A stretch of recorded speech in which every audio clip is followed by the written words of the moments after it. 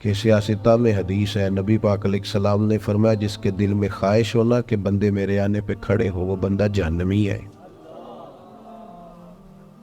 یہ نفس کی یہ خواہش فان ہے کہ میں آؤں تو جناب دنیا کھڑی ہو جائے۔ ان سے اب سنجیدگی، اچھا طریقہ، خوبصورت، بہت ساری محفلوں میں لوگ میرے پیچھے دوڑتے ہیں ملنے کے لیے، اور میں چاہتا بھی ہوں کہ سب سے مل لوں، لیکن دو تین چیزیں ہوتی ہیں۔ ایک تو بعض اوقات انتظامی معاملات ہوتے ہیں، دوستوں کا خیال ہوتا ہے، انتظامی لوگوں کا خیال ہوتا ہے کہ جلسہ منتشر ہونا چاہیے، لوگ زیادہ ہیں تو یہ منتشر ہو جائیں۔ دوسرا یہ ہوتا ہے کہ ایک جگہ جانا نہیں ہوتا، کئی جگہوں پہ جانا ہوتا ہے ایک دن۔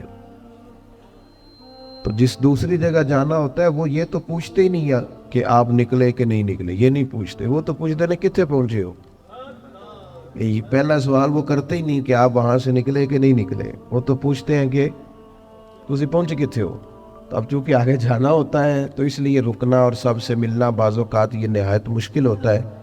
باقی یہ کہ میں پھر ایک دفعہ عرض کروں گا، اور میں کوئی کسی قسم کی میری طبیعت ہی نہیں ہے اس طرح کا کوئی ماحول بنانے کی۔ میں سچ سمجھتا ہوں کہ آپ دیکھیں نا، بے لوس لوگ آئے ہیں اور بہت سارے لوگ دور بیٹھے ہیں، جگہ بھی ٹھیک نہیں ملی، کھڑے ہو کے سن رہے ہیں۔ تو مجھے تو پتہ ہے نا، جو رب و رسول کی رضا کے لیے تکلیف کہتا ہے اسے اللہ اجر کتنا عطا ہو۔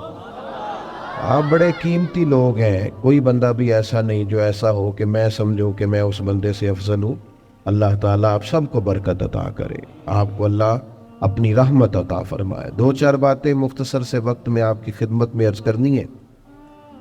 اللہ تبارک و تعالیٰ نے انسان کو پیدا کیا ہے، انسان کا جب شعور بیدار ہو جاتا ہے نا تو پھر وہ معرفت چاہتا ہے۔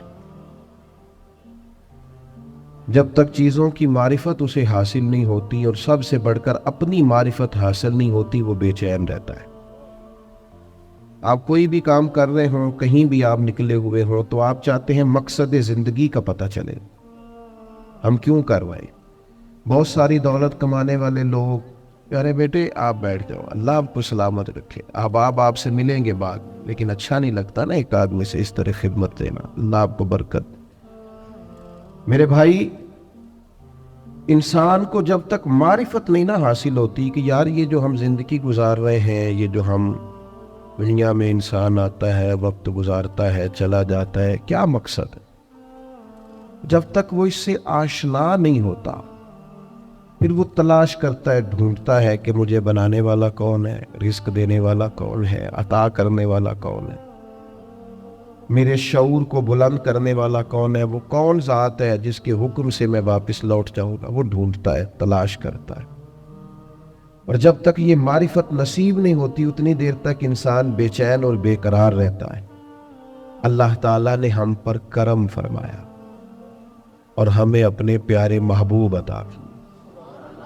رب فرماتا ہے یہ محبوب پتہ کیا کریں گے، وَدَاعِيًا إِلَى اللَّهِ بِإِذْنِهِ، یہ تمہیں رب کی طرف دعوت دیں گے اس کے اذن سے، یہ تمہیں اللہ کی جانب بلائیں، یہ تمہیں معرفت الہی دیں گے، تمہیں مقصد حیات سمجھائیں گے، تمہیں بتائیں گے تمہارا پیدا کرنے والا کون ہے، پالنے والا کون ہے، شعور دینے والا کون ہے۔ یہ محبوب تمہیں معرفت دیں گے، کس کی طرف سے تم آئے ہو اور کس کی طرف تمہیں لوٹ کر جانا۔ یہ محبوب داعی اللہ والسراج منیرا، اور ان کی ہدایت اتنی بلند ہے کہ ہم نے انہیں چمکتا ہوا آفتاب بنا کے بھیجا، ہر چیز روشن کر کے دکھائی۔ رسول پاک معرفت کے سارے دروازے کھولے۔ نبی پاک علیہ السلام نے لوگوں کو آشنا کیا کہ تمہیں پیدا کرنے والا رب کریم ہے، اور اس نے صرف تمہیں پیدا ہی نہیں فرمایا، وہ تم سے محبت بھی بڑی کرتا ہے۔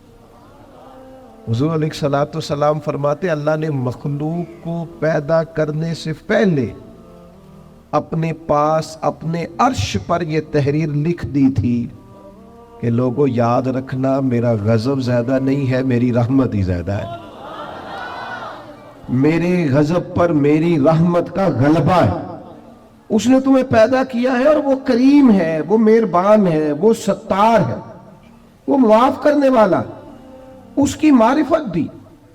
نبی پاک علیہ السلام نے لوگوں کو، اور ایک بات یاد رکھنا، کیونکہ ہمیں مفت میں ملا ہے عقیدہ توحید و رسالت، ہمیں بغیر جد و جہد کے، ریسرچ کے، تحقیق کے ملا ہے عقیدہ آخرت، ہمیں اس کی قدر نہیں ہے۔ زندگی میں سب سے زیادہ تکلیف میں وہ لوگ ہوتے ہیں جو گمراہ ہوتے ہیں۔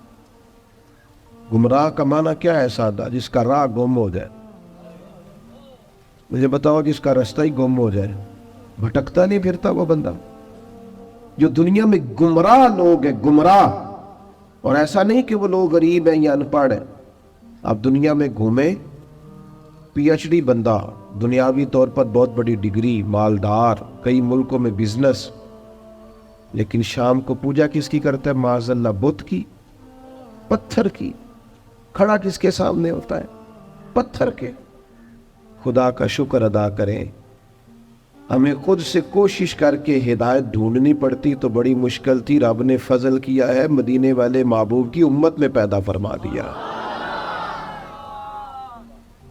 یہ جو رستہ واضح نظر آیا ہے، کھلا ہوا نظر آیا ہے، ہدایت کے مینارے نظر آئے ہیں، یہ بہت بڑا احسان ہے اللہ تعالیٰ۔ رسول پاک علیہ السلام نے جو ہمیں نماز کا، سجدے کا، روزے کا، صدقات کا، اللہ کی طرف اسے راضی کرنے کے لیے کسی بھی عمل کا جو حضور نے سبق پڑھایا، تو یہ ہمارے لیے رستہ آسان ہو گیا، آسان۔ نبی پاک علیہ السلام نے دلوں کی کھیتی کو آباد کر دی، آنکھوں میں جو گمراہی کے پردے آنے والے تھے وہ ہٹا دیے سارے۔ ہمیں بتایا کہ ہمیں پیدا کرنے والا خالق و مالک ہے، ہمیں محبوب نے آزاد کر دیا، آزاد کر دیا دنیا داروں کے، سیٹھوں نوابوں کے بکھیڑوں سے، آزاد کیا سیاستدانوں کے چنگل سے۔ حضور نے ہمیں بتایا کہ تمہیں رزق بھی وہی دے گا، عزت بھی وہی دے گا، تمہیں عروج بھی وہی دے گا۔ اگر کہیں کمزور پڑو گے تو اللہ کی حکمت کا تقاضا ہوگا۔ آزاد کر دیا، آزاد ہو گئے لوگ۔ حضرت عبداللہ ابن عباس رضی اللہ تعالیٰ عنہ فرماتے ہیں، میرے نبی پاک علیہ السلام نے نا مجھے فرمایا تھا، اور نوجوان دوست جتنے یہاں بیٹھے ہیں نا، ان سے میں گزارش کروں گا اس حدیث کو رٹا لگا کے یاد کر لیں، رٹا، اور اس کو 2 دفعہ 3 دفعہ دن میں ضرور دہرائیں، یہ آپ کو طاقتور کرے گی۔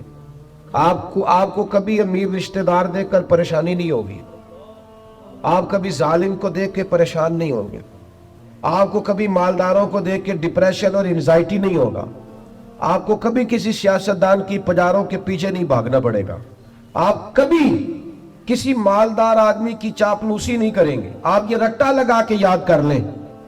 نبی پاک علیہ السلام نے فرمایا، اے عبداللہ ابن عباس، اے میرے بیٹے، حضور فرمانے لگے، سارے دنیا دار مل کے بھی تیرا کچھ سوارنا چاہیں، سوار نہیں سکتے جب تک رب نہ چاہے۔ یہ یاد کر لیں آپ۔ اور حضور فرمانے لگے، سارے دنیا دار مل کے تیرا کچھ بگاڑ نہیں سکتے جب تک اللہ کی حکمت۔ تو کیوں ڈرے دنیا داروں سے؟ کیوں پریشان ہو سیاستدانوں سے؟ کیوں ہم ادھر ادھر بھاگیں؟ کیوں کمزور پڑیں؟ کیوں کچی باتیں کریں؟ جب رزق اللہ دے گا، عزت اللہ دے گا، رسول پاک نے اس کی معرفت دکھائی ہے، پھر کمزور پڑنا، کچے پڑنا؟ یہ جو اللہ کے نیک بندے ہوتے تھے نا، اسی لیے تو پکے ہوتے، کچے مکان میں سکون سے سوتے، ایک روٹی کھا کے نیند مزے کی آتی۔ اسی کسے دے کچھ نہیں جی لگ دے، نہ کوئی ساڈا دربی، کوئی ضرورت ہی نہیں، ادھر ادھر نظر جھکانی کوئی نہیں، پریشان ہونا ہی نہیں، تکلیف میں آنا ہی نہیں۔